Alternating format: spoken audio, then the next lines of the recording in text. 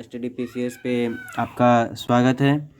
तो आज हम जानेंगे बहुत सारे ऐसे देशों का समूह जो परीक्षा में बने मुझसे प्रश्न बनते हैं और लगातार प्रश्न बनते आ रहे हैं। जैसे आप G4, G6, G7, G10, G20 सुने होंगे और इनसे लगातार प्रश्न बनते आ रहे हैं। तो आज जानेंगे इन्हीं सभी प्रश्नों के बारे में, इन्हीं सभी ग्रुपों के बारे में जानेंगे। यह ग्रुप का स्थापना कब हुआ, इसका उद्देश्य क्या है, तो पूर्ण डिटेल से जानेंगे।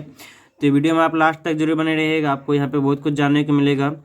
तो हम चलते हैं यहाँ पे। जैसा कि G4 है, तो फर्स्ट आप जी का मीनिंग जानिए। तो G4 क्या होता है? तो G4 ग्रुप होता है। तो G4 होता क्या है? तो G4 ग्रुप होता है। अच्छा, यहाँ पे 4 है तो क्या हो जाएगा?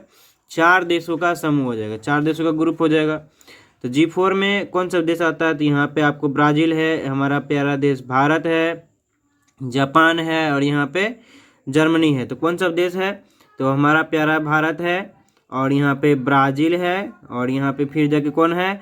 तो जापान है और जर्मनी है। यहाँ पे आप 4 देश देख लिए। अच्छा, इसकी स्थापना जो हुई थी, यह स्थापना आपको 2005 में हुई थी। कब हुई थी? 2005 में हुई थी। इसका उद्देश्य क्या है? इसका उद्देश्य जो है, इसका उद्देश्य क्या है? तो इसका उद्देश्य अगर हम बात करें तो इसका उद्देश्य है यूएन सिक्योरिटी काउंसिल में परमानेंट मेंबरशिप प्राप्त करना। क्या उद्देश्य है? यूएन सिक्योरिटी काउंसिल में परमानेंट मेंबरशिप प्राप्त करना, जिसमें तो भारत के पक्ष में तो बहुत सारा रूस भी है और अमेरिका भी है। आपको पता होगा कि यूएन सिक्योरिटी काउंसिल में 5 जो है अस्थायी सदस्य है और 10 अस्थायी सदस्य होते हैं। यह जो है परमानेंट होते हैं और इनका कार्यकाल जो होता है वह 2 वर्ष का होता है। तो इनसे चारों देशों का जो मांग है ना, वह करना है कि हमें परमानेंट मेंबरशिप दीजिए, हमें अस्थायी सदस्यता नहीं चाहिए। तो यहाँ पे जो इसका उद्देश्य है, तो आप तो उसका उद्देश्य पता चल ही गया होगा।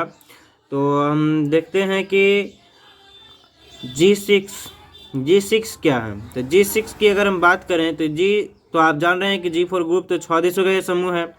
अच्छा, इसकी स्थापना हुई थी 1975 में हुई थी। अच्छा, ये ऐसे देश हैं जिसकी इकोनॉमी बहुत ज़्यादा है। इकोनॉमी क्या है? बहुत ज़्यादा है और यह बहुत ज़्यादा डेवलप कंट्री। क्या है? डेवलप कंट्री बहुत ज़्यादा है। तो अगर हम इसकी बात करें तो ये सभी देश जो है, इसमें कौन से देश आते हैं? तो यहाँ पे आप देख लीजिए, अमेरिका आता है, फिर यहाँ पे जर्मनी आता है और फ्रांस आता है, फिर इटली आता है और ब्रिटेन आता है, फिर इधर से जापान आता है। तो यहाँ पे आप देखें कौन सा आता है? America, Britain, France, Germany, Italy और जापान। तो यहाँ पे कौन सा आया? अमेरिका आया, फ्रांस आया, ब्रिटेन आया, जापान आया और जर्मनी आया और इटली आया। तो ये 6 देशों का समूह है। और इसकी स्थापना जो हुई थी ना, वो 1975 में हुई थी। कब हुई थी? 1975 में हुई थी। तो ये सभी जो है 6 देश है, जिसका नाम क्या है? G6 है। आपको मैप के माध्यम से यहाँ पे दिखा भी दिया गया है कि कौन सा देश G6 में आता है। ऐसे ही आप अगर देखें तो G7 क्या है? दोस्तों, G7 कुछ भी नहीं है। G6 का ही एक देश जुड़ गया तो वह क्या कहला जाएगा? G7 कहला जाएगा। तो वह एक देश कौन है जो जुड़ा है? जैसे कि आप जान रहे हैं कि G6 में कौन सब देश थे। तो G6 में अगर हम बात करें तो यहाँ पे आपको, यहाँ पे अमेरिका था, ब्रिटेन था, फ्रांस था, जर्मनी था, इटली था और इधर से अगर बात कर ले तो इधर ये जापान भी था। कौन था?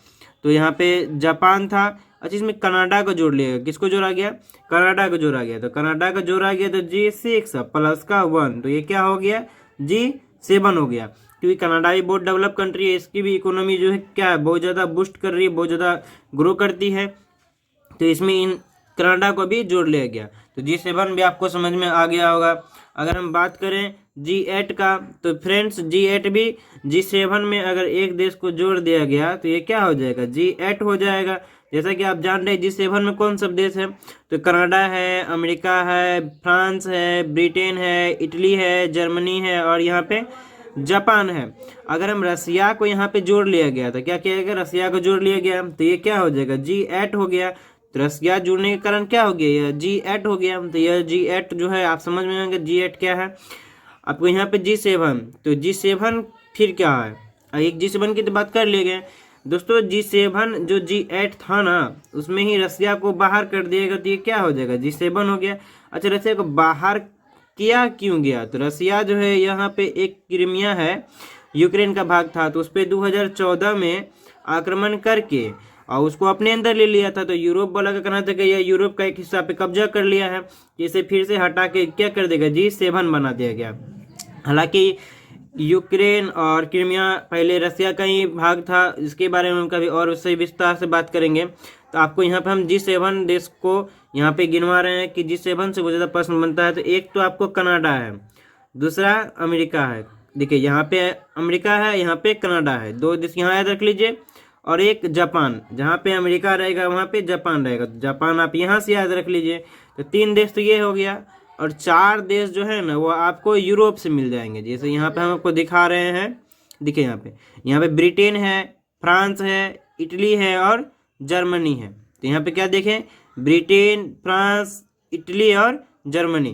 तो यहाँ पे 4 देश हो गया। तो आप यहाँ पे देखिए, यहाँ पे हम लिख दे रहे हैं, पहला तो आपको कनाडा, फिर अमेरिका और फिर जापान याद रखना है। तो बोलिए मेरे साथ, कनाडा, अमेरिका और जापान। फिर इधर देखिए तो ब्रिटेन और फ्रांस, फिर जर्मनी और इटली। तो ये 4 देश आपको यूरोप से मिल गए हैं।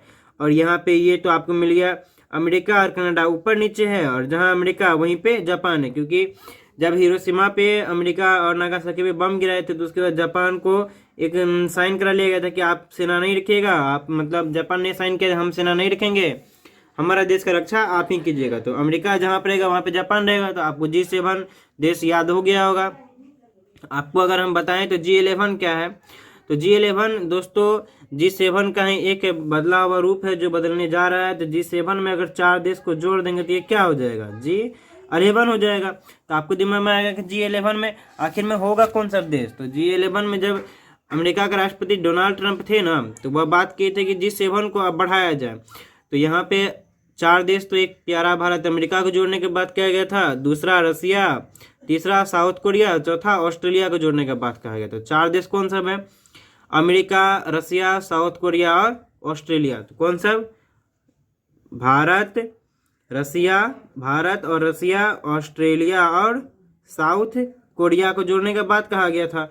परंतु यहाँ पे G7 जो देश थे यहाँ पे वो क्या बोले कि हम तो 3 देश को जोड़ने के पक्ष में हैं। कौन सा देश, भारत, साउथ कोरिया और ऑस्ट्रेलिया को जोड़ने के पक्ष में है, परंतु यहाँ पे हम रसिया को जोड़ने के पक्ष में नहीं है। तो रसिया को अगर नहीं जोड़ा जाएगा तो यहाँ पे देखिए ये G11 तो होगा नहीं, क्या हो जाएगा, G10 हो जाएगा। क्या हो जाएगा, G7 में अगर 3 ही देश को जोड़ा जाएगा तो ये क्या हो जाएगा, G10 हो जाएगा। तो G10 में कौन सा देश आते हैं, तो पहला तो आप देखिए G7 आता है। G7 में कौन सा है, आपको पता है कनाडा है, अमेरिका है, फिर यहाँ पे जापान है। यहाँ से देखिए तो ब्रिटेन है, फ्रांस है, इटली है और जर्मनी है। अच्छा, 3 देश जो है वह हमारा एक प्यारा भारत है, साउथ कोरिया है और ऑस्ट्रेलिया है। तो ये 3 देश को जोड़ दिया जाएगा तो क्या हो जाएगा, G10 हो जाएगा। तो आपको G10 समझ में आ गया होगा दोस्तों। अगर हम बात करें D10, तो D10 क्या है, तो दोस्तों D10 कुछ भी नहीं है। D10 आपको G10 का ही एक बदला हुआ नाम है। क्या है, बदला हुआ नाम है। जैसे G4 क्या होता है, ग्रुप होता है, ऐसे ही D4 क्या होता है, D4 डेमोक्रेटिव होता है। क्या होता है, डेमोक्रेटिव होता है, जहाँ पे सरकार जो है चुनाव के माध्यम से चुना जाएगा। तो डोनाल्ड ट्रंप ने कहा था कि G10 का एक अन्य नाम दिया जाएगा D10 को मुख्य रूप से चीन को काउंटर करने के लिए बनाया गया था। तो फ्रेंड्स, अगर आपको ये वीडियो अच्छा लगा और पसंद आया और आपको इसे समझ आया तो बिल्कुल आप इसे लाइक कीजिए और चैनल को सब्सक्राइब कीजिए, क्योंकि आपको इस तरह की वीडियो और मिल सके। और हमारा जो अगला वीडियो आने वाला है वह जो नया उभरता हुआ ग्रुप का समूह है, जैसे ऑकस है, I2U2 है, नाफ्टा है, और यहाँ पे फिर SCO है और ब्रिक्स है, ये सभी देशों पे आने वाला है। एक फुल डिटेल्स वीडियो आने वाला है। तो आपको यहाँ पे बिल्कुल यहाँ पे बने रहना चाहिए। इस चैनल से आपको बहुत ज़्यादा प्रॉफिट मिलेगा, लाभ मिलेगा आपको परीक्षा पास करने में। तो धन्यवाद।